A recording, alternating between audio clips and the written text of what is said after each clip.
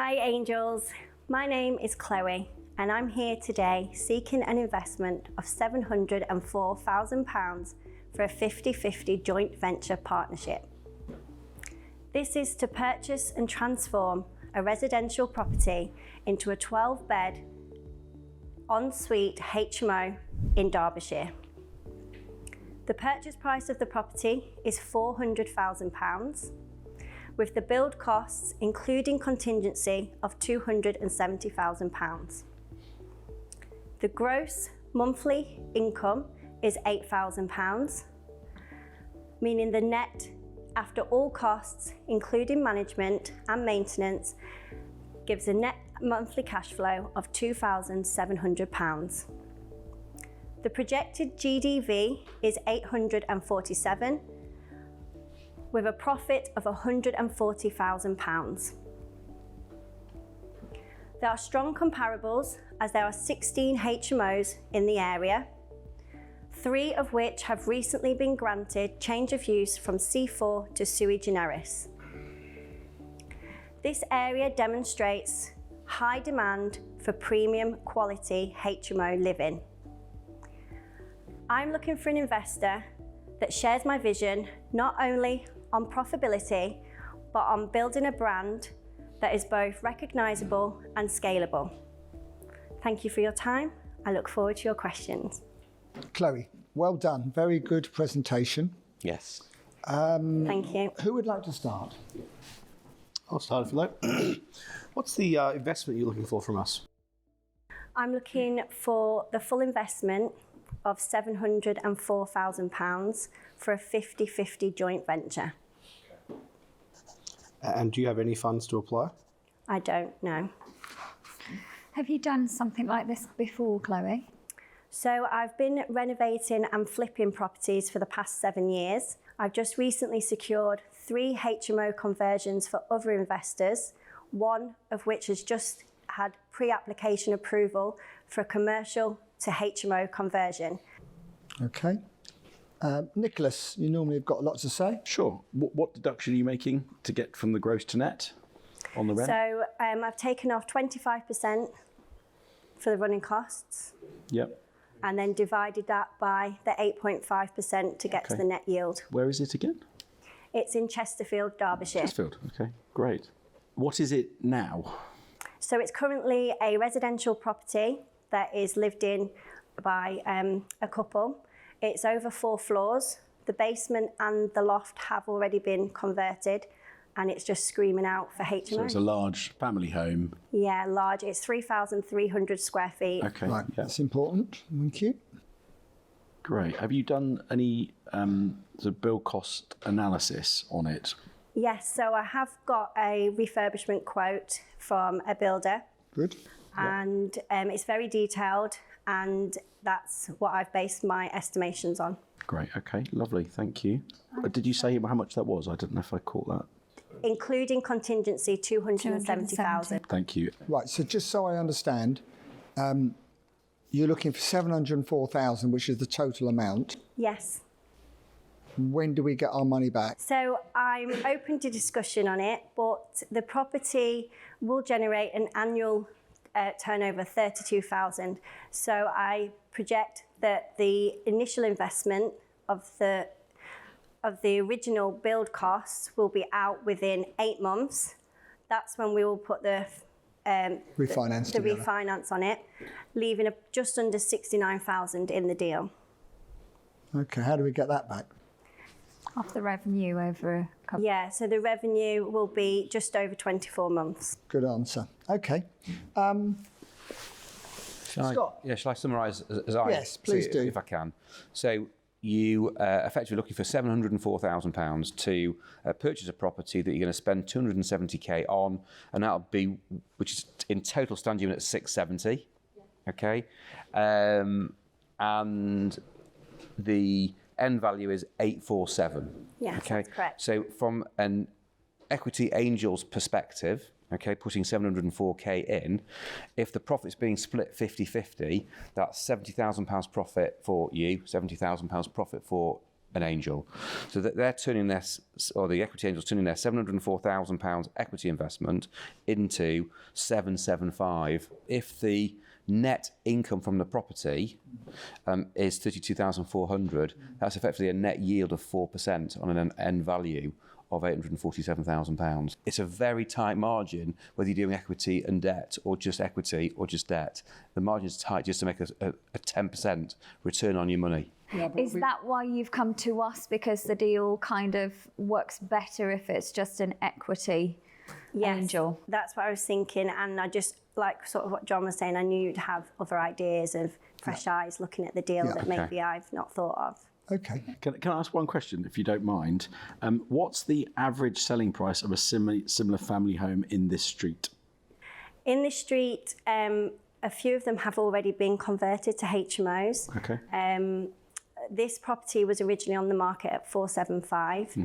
I would say that is probably about the average. Because it's such a large property, it does limit the market of who's looking buying for it. Yeah. And have any of those HMOs that are converted sold as HMOs? They've not. No, they're still continuing to be rented. You have got an issue here that I see in my experience where we're relying heavily on an investment valuation. Yeah. It is a 12-bed HMO, though. I understand, and you will get it absolutely refinanced on that. The reality is we don't know what you'll actually sell it for. There is sometimes a reasonable difference between the HMO investment valuation and what you'll actually be able to sell it for when you come to sell it. London, because people will view it as a house on the same street as 10 houses that sold for 400 grand. So the risk with that is that when you do come to sell this in a few years' time, you might be over leveraged. So it's something just to bear in mind for everyone out there doing HMOs, that there's sometimes a difference in the investment valuation and what you can realistically sell it at. If there's so many bricks and mortar comparables of exactly the same property, bar a few bathrooms, it's a good, you made a good the resale value could be hit, and that's really important just to remember. And if you're fine sitting on it for 15 years, it doesn't matter. But if you do want And to as sell long as it cash flows, you would be fine sitting you would be there. fine. Absolutely. Scott, have you managed to work a few figures out? Yeah, no, I have done that. I have, but the deal still doesn't work. Come on, try So a bit harder. let me just run the numbers through with Okay. you. So, purchase price 400, bill cost 270, stamp duty at 670 before stamp duty, legal fees, etc. You can get development finance for about 75% on that, which is £502,000. The difference between the 704, total purchase price and bill costs, including fees, and the 502 is 202,000. A bit better. Okay. That means that the investor, in theory, equity investor, would get, for their £202,000 investment, would get £277,000 back, a 30% return. That being said, from a debt perspective, I think the numbers are still tight, and let me talk you through why. Okay, so the covenants that will be put around you of, say, 75% loan to cost and 65% loan to GDV means that the difference between what you can borrow for the purchase and the renovation, which is 502,000, and 65% of your GDV, which works out at £550,000, means there's only £48,000 delta for the interest between the 502 and the 550. Okay, and development finance tends to be more expensive than £48,000 over the 12 to 18 months that you'll need for the project. So I think from that perspective, from a debt perspective, it doesn't work. But would you agree with probably the rest of us that actually for an angel investing 202,000 is a lot better than investing the full amount or anything? Of course I agree, but it's got to work from both a debt perspective and an equity perspective. Well, rather it just work for me. Basically, upon refinance, you're leaving some capital in. Yeah. But our initial capital up front is, of course, less. A lot less. Yeah. A lot less. So that's... I think to make it work, you'd be needing to pay for the property about 300,000. Exactly. Do you know what? That's a little bit scary. I've actually agreed with you for once. Okay, any other questions? Who wants to delve in a bit further? Or are we ready to make offers? Ranjan, you've been relatively quiet on this. Yeah, I think This is one of these deals that just, for me, it comes down to the figures. I mean, the type of deal, you as an investor, that's all fine. But it's just down to the figures. And I think one of my rules of thumb is that if you're putting equity into a project, you have to cost that equity. Yep. So you're looking for a 10%. I'm looking for a 10% return on the equity that I'm putting in, plus, of course, the uplift, the profit from investing that equity. And on that, it just doesn't work for me on my investment criteria. So that's a no. Unfortunately, yeah. Okay, Paul? Yeah, I'm happy to go. Just on the basis that we'd be left in the deal for 24 months, it's not really one for me. I'm not in the process of purchasing more properties and holding on to them for rent. So for that reason, it's not one for me. Hayley? Yeah, it's not. This one's not for me. But it's right up my street. The numbers are just too tight. Yeah. If you negotiate it down to 300, give me a call. Yeah. Yeah, I think that's okay. Nicholas?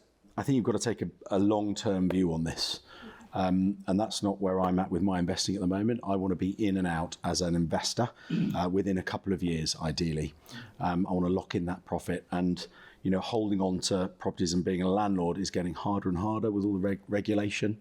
I think it's the time to build houses for people, not HMOs. That's my opinion. So I won't be investing, I'm afraid. So that's a long-winded way of saying no, Chloe. So it's giving some genuine advice at the same time, John. So that But the good thing is everybody's thinking like Nicholas, which means there's an opportunity to I would drive agree the with price that. down. Absolutely. Yeah. That's just my own investment So, John, approach. you want to get into bedsits now? Well, I was in bedsits a long time before you got into I'm not property. talking about your personal living accommodation. No. Talking about investing. Chloe, was when I was at my physical peak.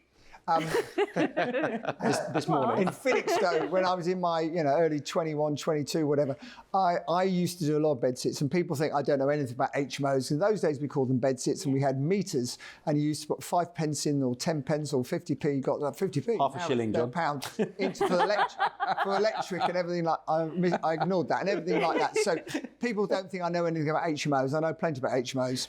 I've managed them for people originally, and bought them and got rid of them, to be honest with you, most of the time, because I've had enough. And it's very frustrating because you've come into the show with what is a perfectly acceptable deal, apart from the most important thing, and that's the price. And unfortunately, if you said to us, look, it's £300,000 to purchase, yeah, I think there's a lady on my right that would have probably said, you know what, I'll give that a go. Yeah. And I would have been tempted as well. But unfortunately, on this occasion, it has to be a no. But hopefully what you've taken away from this is that what I find with people, most of the people I talk to and help, if I can, and advise, is they're all too nice. They're all too nice. They want to take 20,000 off the purchase price, don't want to upset anyone. No, you go for it. Okay, and you be aggressive about, in a nice way, aggressive in terms of reducing the price. Don't listen to what agents say. Yeah. You pay what works for you. And at this level, it doesn't work for you. If it was at 300,000, it would work. Go and find another one that is the right money, and I'm sure you would always get an angel somewhere, be it here or a private individual to invest in you, because you're very investable. You did a great job on the pitch. Yeah. Very Fantastic. clear. You did. Brilliant. But today, I'm afraid, it's a no. Well done. done. Good pitch. Well done. Good Thank job. you very much.